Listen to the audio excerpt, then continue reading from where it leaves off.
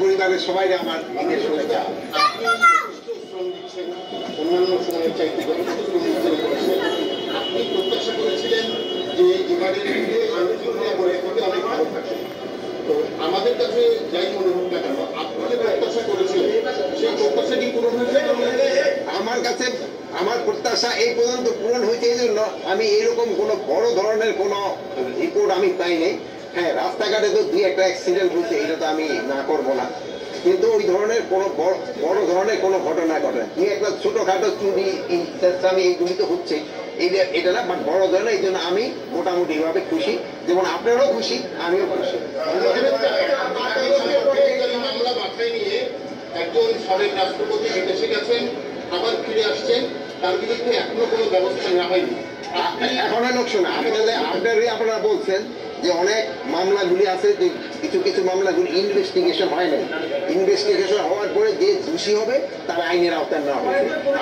কথা শেষ করতে দেয় ভাই, মাঝখানে কথা বলা যায় না। আপনারাই কিন্তু সবসময় বলছেন নির্দোষীরা যেন কোন অবস্থায় সাজা না পায়, এই জন্য আমাদের ইনভেস্টিগেশনটা করতে দেন। যদি ইনভেস্টিগেশন করার পর যে দোষী হোক না কেন, কাউরি আইনের বাইরে থাকা হবে না, তারা আমরা অবশ্যই আইনের আওতায় নিয়ে যাবো।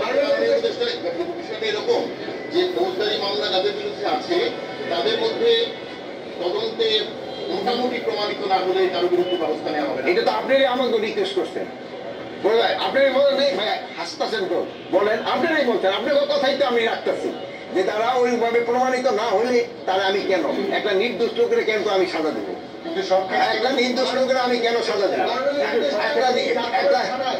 আরে ভাই শেষ করতে দেন, একটা দোষী দিয়ে হবে তাহলে আমরা শাস্তি দেবো। এখন এদের ক্ষেত্রে একটা কিশোরগঞ্জ, এদের ক্ষেত্রে ধরেন একটা উপদেষ্টাদের একটা 3 জনের একটা কমিটি হয়েছে, ওনাদের একটা রিকমেন্ডেশন দিছে, ওই রিকমেন্ডেশনটা পাওয়ার পরে ওনাদের যদি দোষী হয় ওনাদের ব্যবস্থা নেওয়া হবে, যদি দোষী না হয় ওনাদের আবার যার যার জায়গায় ফেরত আসবে। আর কোনো কিছুতে আপনারা দোয়া করেন, ভালো থাকেন, আমি আমার দেবো।